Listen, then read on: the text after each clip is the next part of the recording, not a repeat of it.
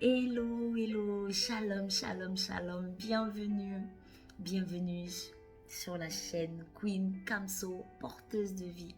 Je suis tellement ravie de te retrouver. Oui, je suis vraiment ravie de te retrouver. Alors, je viens m'adresser à toi, oui, homme, femme, qui a donné ta vie à Dieu. Au travers de cette capsule, je viens simplement te dire des choses que Dieu attend de toi en tant que nouvelle créature, en tant que oui, nouvelle création, voilà.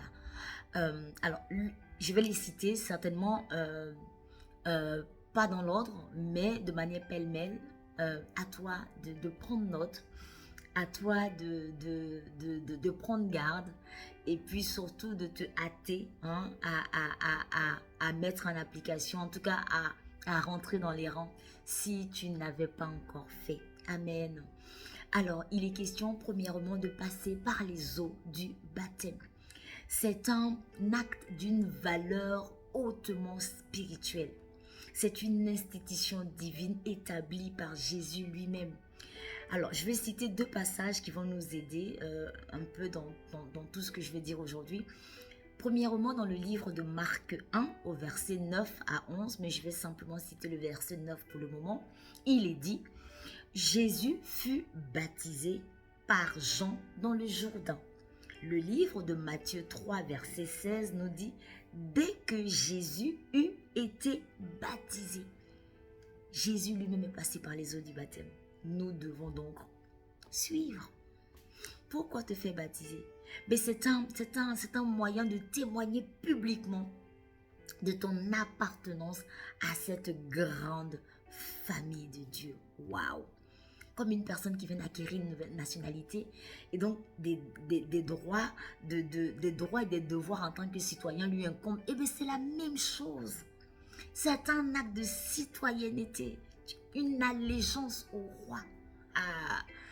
Passer par les eaux du baptême, c'est également dire, dorénavant je marche en nouveauté de vie. Une chose était de faire la prière du salut, parce que j'ai accepté le Seigneur Jésus comme mon sauveur.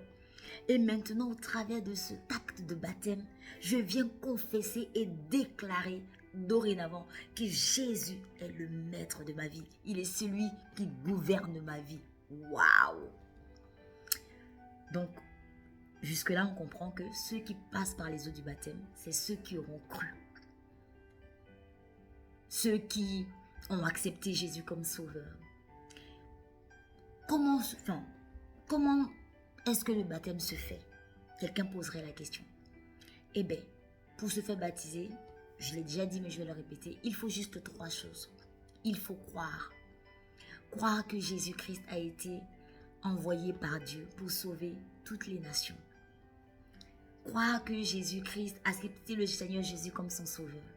Deuxièmement, il faut suffisamment d'eau parce qu'il est question d'immersion totale, d'être plongé totalement. Donc les deux passages que j'ai énumérés, Marc 1, cette fois-ci au verset 10, il est dit au moment où il sortait de l'eau, au moment, lorsque Jésus fut baptisé par Jean dans le Jourdain, au moment où il sortait de l'eau.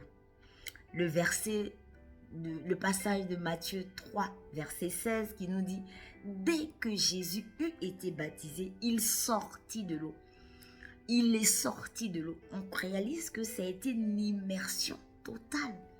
Donc, pour te faire baptiser, il faut croire, il faut suffisamment d'eau parce que tout ton corps doit être plongé totalement. Tout doit. C'est une question d'être enseveli. Ça veut dire, on meurt à notre ancienne nature et puis on ressuscite avec Jésus. Amen, amen. Alors, donc suffisamment d'eau. Troisièmement, il faut des témoins parce qu'il faut confesser publiquement. Alléluia. Donc ça, c'est la partie du baptême d'eau. Deuxième action, deuxième chose que le Seigneur voudrait que tu fasses, c'est la méditation. Bien-aimé, tu dois méditer, tu dois méditer la parole. Pourquoi tu dois méditer la parole? Mais pour connaître Dieu, pour connaître qui il est. La Bible nous dit dans Jean 1:1, au commencement était la parole. La parole était avec Dieu. Et la parole était Dieu. Oui, Dieu se révèle dans sa parole. Tu dois méditer la parole de Dieu pour connaître la volonté de Dieu. Il dit, ne vous conformez pas au siècle présent, mais soyez transformés par le renouvellement de votre intelligence, afin que vous discerniez quelle est la volonté de Dieu. Ce qui est bon, ce qui est agréable et ce qui est parfait. Nous devons méditer pour connaître la volonté de Dieu. Nous devons méditer pour connaître la vérité également, pour ne pas que nous laissions embrouiller par des doctrines, pour ne même pas que tu te laisses embrouiller par Queen Kamso, parce que Queen Kamso pourrait dire n'importe quoi dans ses capsules. Donc il est bon que tu connaisses un petit peu la parole. Amen, amen, amen. Pourquoi tu dois méditer la parole de Dieu? Eh bien, pour devenir un meilleur disciple. Il ne faut pas que tu te freines dans ta croissance, non. Et il faut que tu sois solide. La Bible dit, je crois c'est dans 2 Timothée 3, verset 16, il dit toute écriture est inspirée de Dieu. Toute écriture est inspirée de Dieu et utile pour enseigner, pour convaincre, pour corriger, pour instruire, pour persuader, en tout cas, pour nous amener à vivre de manière conforme à la parole de Dieu. Il te faut méditer pour ressembler à Christ, pour ressembler davantage à Christ. 2 Corinthiens 3, verset 18 dit, nous tous qui contemplons le Seigneur comme dans un miroir, qui le contemplons le visage découvert comme dans un miroir. Nous sommes transformés en la même image de gloire en gloire. Si tu ne médites pas la parole de Dieu, comment voudrais-tu ressembler à Christ? Or, il te faut ressembler à Christ.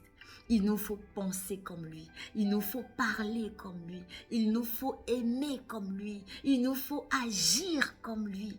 Et c'est la méditation et l'esprit en nous qui... En fait, c'est tout ça.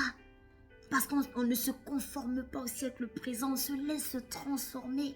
Laisse transformer. Oh, on n'est pas rigide. On devient malléable entre les mains du Saint-Esprit. Il y a tellement de choses à dire ici, cette partie.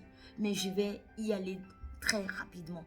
Pour résister au diable, nous devons connaître la parole.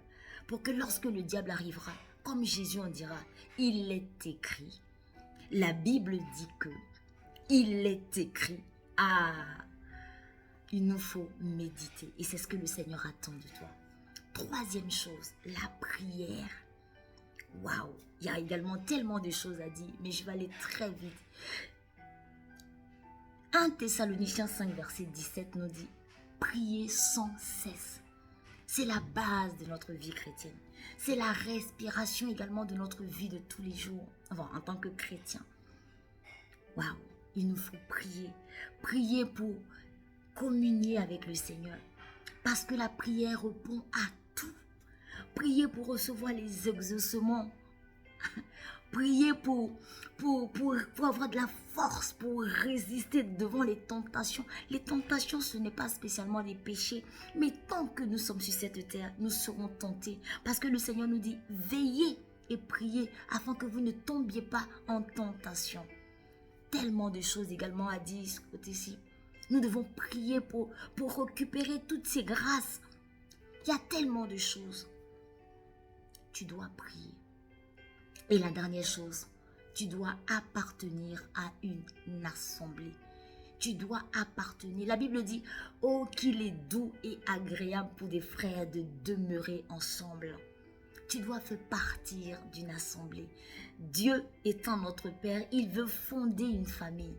Et tu dois en faire partie. Tu dois être dans une assemblée pour pouvoir t'aider à marcher en nouveauté de vie. Maintenir cette vie de sainteté. Vivre cette vie de consécration. La Bible dit, ne vous y trompez pas. les mauvaises compagnies corrompent les mœurs. Bien-aimé, il te faut appartenir à une assemblée. Amen, amen. Et parce que tu as besoin de grandir spirituellement, tu as besoin d'être nourri spirituellement, il te faut appartenir à une assemblée, à une église.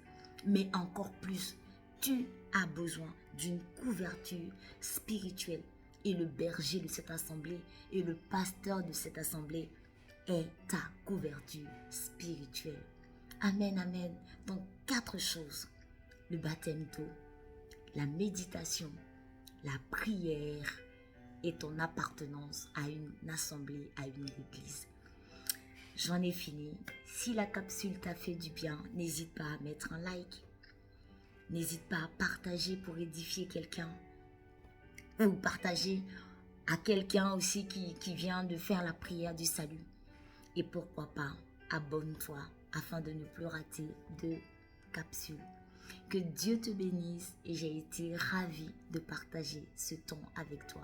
À très bientôt.